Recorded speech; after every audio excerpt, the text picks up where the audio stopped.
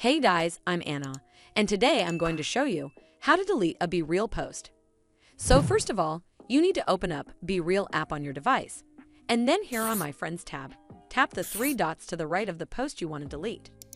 A pop-up will come up. Simply tap Options in the bottom right corner. Again, a pop-up will come up. Simply tap on Delete My BeReal at the bottom. BeReal will ask you why you want to delete the post.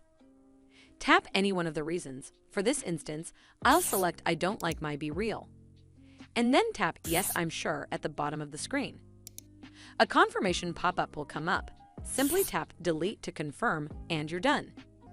Well, I hope you found this video helpful, and if you did, then make sure you give this video a super thanks by clicking on this heart icon to help support the channel. And don't forget to hit that subscribe button. We'll see you in the next one.